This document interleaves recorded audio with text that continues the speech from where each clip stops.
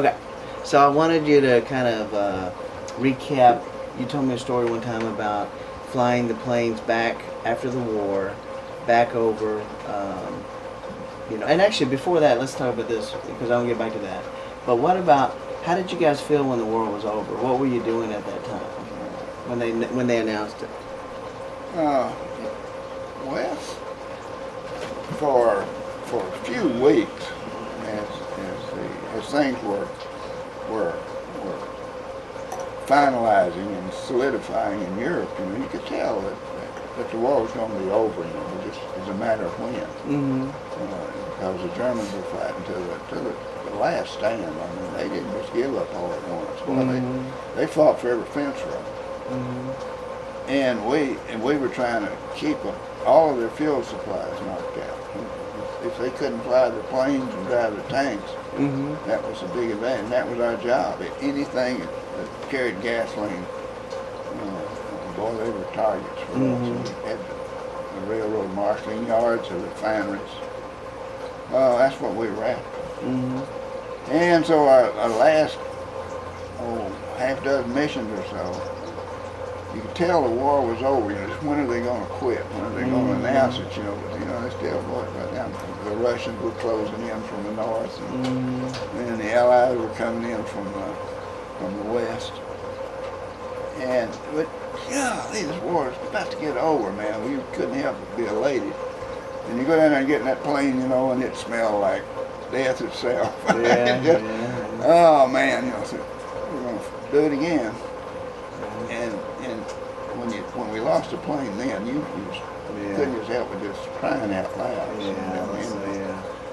Because here the war was over, and no need to keep doing this. Put people in jeopardy. The German anti-aircraft guys were getting to be. I mean, they were crack shots. They didn't miss hardly. Mm-hmm. Early in the war, they'd fill the sky with flak. Man, it was everywhere. Mm-hmm. But along when they were really getting hard, probably running out of ammunition, couldn't move their equipment as good. Well, when they first fired shots, they were going to be right in the box with it. Mm-hmm. And they didn't have this big warning. The first shell you might see would be 100 yards out there. They just let off a few left lane or something. Mm-hmm. And the next few would be closer. So it was tight. They didn't have a lot to shoot at us, but man, when they shot, it was bad. That's what worries you, Here it is, the end of the war, and we made it this far. So that was bothersome. So you can imagine when they finally, the mission's over, we're not going to hit them anymore.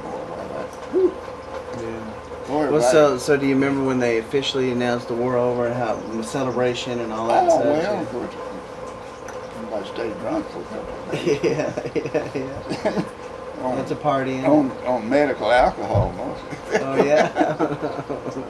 and local Italian beer, it was all right. Yeah.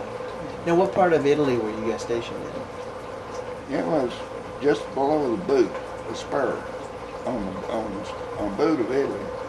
But the spur sticks out. We were just right off of that little spur. Off the heel and the spur. Off the heel there, a place called Spinazzola. It's a town. It's about the size of Bagnell. Just a little rural area. Rural area. Yeah, but the air base was the biggest thing there. That was action. It had air bases all over Italy. It was the 15th Air Force. Anyway, and so when the war was over, everybody's having fun and wondering when we're going to get home, Well, heck, we were so far down the list, I didn't even have a list. Oh, no. You didn't even know when you were going to go home. They weren't even making a list. Yeah. So anyway, they said, hey, we would like to have a lot of this electronic equipment, radar equipment, back in the States. And these big 24, so as long as they don't weigh more than 73,000 pounds, you could make it. Yeah, it sounds like, when do we leave? So well, and when do we get a plane? What plane? This won't be one you've been using in combat. That's the one you're going to get. Well, we're going to get these planes. We ain't get no planes. Well, they say, heck, we have to get the holes all patched. And all the engines have to pass engineering check. So get your plane in shape and we'll load you up and send you home. So you guys were working hard. So the trick was then to get your plane up in shape so we could fly across the Atlantic. Yeah. Loaded down. Yeah. Not empty, but loaded down. Yeah.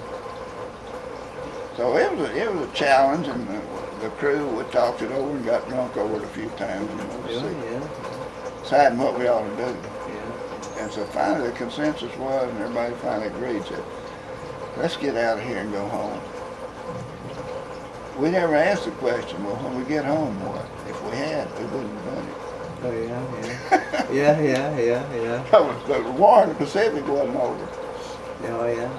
And we never thought about that. Yeah. But nobody brought that up seriously enough. Yeah. Because as soon as we got back, they gave us a few days off and said, come on back, we got brand new B-29s that you can fly already. All you have to do is get checked out on them. Yeah. Uh-oh. We didn't think about signing up for that, yeah. Well, I done stepped in. Yeah. So the crew scattered and went home. But so, tell me about the trip. Well, where'd you leave from again? We're in. Where'd you guys cross across? When you brought the planes home. We finally got our plane patched up, and we had to guard the thing 24 hours a day. People come around and steal your stuff, generators, oil filters, everything in the world. Everybody's trying to get their plane home. Trying to get their plane fixed up. So we had to guard the plane. Yeah. 2 or 3 guys had to sleep every night down there in the plane. Oh my gosh! Just keep them from hauling it off. Yeah. But anyway, we got it up and got it past inspection, all except one engine was kind of doubtful. It was a brand new engine, never been overhauled. Yeah. And it started wearing out on the last several emissions. It was burning too much oil. And we couldn't get any steel filings in the sump, so they wouldn't condemn it. That's what And by golly, it passed the run-up test. And the guys that were inspecting planes to go home said, yeah, that was all right. That's a good engine. Yeah. Due for overhaul, but it's a good one. Yeah. It's due for overhaul, but you're gonna be all right. Yeah, and so anyway, we got it rigged up, and they loaded that thing down. We didn't know what were in those crates as they were stacking in the bomb bays, but they were heavy. And they gave us. Everybody was trying to get back to the States, so they. Well, real quickly, how many planes did you have while you were over there? Just one, or did you have more? We flew 2 or 3. And did you have names for them? Yeah, Blue Fox was the one that we flew most, and that's the one we brought back. Okay, Blue Fox. Yeah. But anyway, so you keep okay, they sent us he was an Army, either, I forget what he was a captain or a lieutenant colonel or something. I forget now. Anyway, and a staff sergeant, an old tough infantry staff sergeant. They assigned, said, hey, you get to fly back home. You don't have to wait for them. Ship transport. Don't have to ride that slow ship back. Yeah. So anyway, come on, guys. We may teach you to fly this thing. And they were eager and. Yeah, boy, let's go. They hadn't flown much, That's about an airplane. They had, a few short hops. Yeah. Anyway, we took off and we went from Italy down to Marrakech. That's right out in the middle of the desert, in the African desert. And that was one of, they had a lot of fuel there for some reason. I don't know how it was there, but anyway, they filled all our tanks there. And so we had to stop. Just we stopped, we had a gibbet roll in. The gibbet is when it's rolling in sandstorms that you can't even see your hand in front of you. And we landed in that, and that delayed us a day or two, put us behind schedule. And the weather was about to goof up bad. It's fronts that time of year that would come through and thunderstorms. What time of year was that? Do you remember? It was in the kind of early spring. Beginning of summer down there in South America. And so anyway, we landed there, in Marrakesh, and they filled up our tanks. And we had to make one stop in Dakar to get, that's right on the coast of Africa, right on the end of the hump, to get your tanks topped off. Because we started out, with absolutely all the fuel we could get in them. Mm-hmm. And so we stopped at Dakar, and they topped the tanks off. Was that at an Air Force base of some kind? Or? I don't know. All the bases would use these steel runway mat ramps and things like this. They were all built during the war. Yeah. And I don't know what that one exactly was. So you got topped off? Yeah, we got topped off. And about 4 o'clock in the morning, when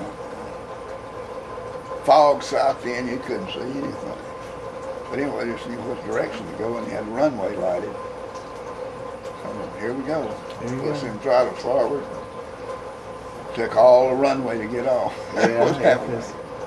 There we go, man, up into the clouds. We flew for a few hours, and sure enough, daylight came out of the clouds, and boy, they were beautiful. Man, you look out ahead and you see some of them. You looked up like that to see the tops of them. And that's those spring and early summer thunderstorms that got this French aircraft. That's what they got tangled up and it took them down. So anyway, we had told old Hank, the navigator, that he better keep up with where we were because I wasn't going to fly right into one of those suckers. I was going to run a place and go through. Okay, he'd keep up with where we were exactly. Yeah. Sure enough, we had a radio ship out in the middle of the Atlantic. It was the last radio contact. And it was a place where you could ditch if you were in trouble. Ditching was just much like jumping out without a parachute. It was your last chance to have any kind of hope down there in the ocean. Yeah. Anyway, we flew over that Midway radio ship, Point of no return. Yeah. Said, boy, if you go past here, well, you're on your own. Yeah. And sure enough, and everything was looking good, fuel usage wasn't too bad, and old number 4 out there you could see a little oil trailing off of the right rudder. It leaked all the time anyway, so we went, well, okay. I kind of started feeling bad about running it so hard the last few missions trying to get an engine change. Yeah. Anyway, we kept going for another hour or two. The water started dripping faster. And one of the gunners in the back came up and he said, "You get extra oil on that rudder fan back there." Yeah, I told the flight engineer, I said, "Hey," I said, "don't tell anybody." I said, "I want you to go back there and look at it and then come back and give us your best estimates." He went back and he said, "That engine's going to go." He said, "We can't lose that much oil very long." Uh-oh. Well. Yeah, don't want to hear that. When that oil started coming and quitting, he said, "We're going to turn it off." He said, "That sucker will burn up." So we feathered the props. Turned in. Okay, there we're about halfway between Midway and Natal, Brazil. Yeah. So Natal, Told PK, Natal, he says, "You better have your directions and compass headings on the mark because we haven't got any extra gas to miss Natal. It's a hump." So, and we haven't got a lot of gas to waste flying between these thunderheads. Some of them said didn't look too bad and went through. Oh my God. That was no fun. Oh man, that Army captain, I guess he was, and the sergeant, they were already back there with getting sick care. Yeah. They said we've been through tough battles, but we ain't ever been this scared. Yeah. Of course, the crew, was making jokes about a lot of stuff and everything. They said we thought we had it rough, but it's just you guys up here, You don't know what you're doing. You must be crazy. He must be crazy, folks. Yeah. But anyway, we go through one of those thunderstorms, the smaller ones and not so high. Hey, we didn't have any gas to waste climbing up in those notches and things, so we go right through them. And Hinckley was keeping up. Boy, he was navigating us, you know. And the only thing you had to really to shoot by was shooting sun lines. That's one of the ways they have a verifying our speed and airspeed and everything in the sun lines angles to keep a track with where we were actually. Anyway, he was sweating blood. Yeah. But anyway, everybody else was too pretty soon, you know, because their gas was running those three engines a lot hotter than they ever had to run. I mean, especially with that extra heavy load. Yeah, that extra heavy load. And I started thinking about how we could start dumping that stuff. And that stuff's so heavy that you couldn't, in flight conditions, just open those bomb bays. We couldn't have gotten it out. It's too damn heavy. It's in big boxes. So okay, PK, keep us on the nose and tell us where we are and when we can start letting off on this manifold pressure on these engines and saving gas, because and sure enough, he said, we're this many 100 miles out. He said, I think I got the direction accurately. The sun lines tell us we're on course. And the weather kind of broke for us, and the clouds weren't so bad. And so we started easing back on the power and started losing altitude. We were about 20,000 feet or something like that. And, of course, everybody was trying to get up on the flight deck, you know. See, keep up with what was going on. Yeah, stay up. Everybody's sitting there, you were like... Yeah. Now, do you get to bring the gunners and everybody back? Oh, yeah. So the whole crew stays together. Yeah, the whole crew is together. And how many people are on a crew? There's 10. 10? Yeah. Plus these other two fellows. Yeah, the other two fellows. We had plane load. Yeah. Everybody had all the bags there. Yeah. We could carry it. Yeah. And so anyway, it was a matter of holding that compass heading and adjusting that power to keep up a good flying speed without using any more gasoline than you had to. Yeah. Saving all the altitude, you could say. Yeah. Anyway, when the PK kept counting it down, you know, so, and the weather broke. It was kind of mid-afternoon then, and the sun's going down, and you see the sun under the cloud. You couldn't hardly see what was on the horizon. So it was just kind of a blur out. So boy, held that heading, and we got down to, I don't know, 10,000 feet. And he said, you know, we're getting close. We should see something. Like Columbus, you know. Yeah. So, Look, hey, yeah. and sure enough, pretty soon, right there on that blurred horizon, some black streaks showed up. Yeah. And I'll be darned, we were pointed just a few miles south of Natal. And she loaded just kick it a little bit, just right straight. So he earned his keep. Oh man. Hinckley did. Yeah, but we didn't have enough gas to fly up down the coast or look for a place to land. Yeah. Nailed it. So anyway, we set her down. Boy, everybody piled out, you know, and fell all over the ground, you know, slapping each other on the back. Yeah. And the last people come out was these army guys, these infantry guys. So never again. We'll walk. So we'll walk it next time. Yeah. But anyway, we got stuck there, and we had to stay there. I don't know, it was nearly 2 weeks before they got an engine down there. We said 10 days or something like that. And that was a real good vacation there in Natal, Brazil. Natal, Brazil. Yeah. So anyway, we had a big time. Everybody's got their emotions and energy and stuff back up. Yeah. So we So they got that engine in there. Checked it out. We came back. Yeah. And So they were pretty happy with you for getting flying well, back the way you did. yeah, Yeah. well, yeah, it's something you had to do. You Yeah. had to do it right. Exactly. And one of the things that the toilet paper was real plentiful for some reason. I don't know. None of the guys says, "Hey," he says, "when we get back home, we got to celebrate." And they were stocked up on just all the toilet paper they could get. A roll of toilet paper pitched out, you go like serpentine. Yeah. And we went over to Florida. Go on. And we were supposed to. Yeah, right.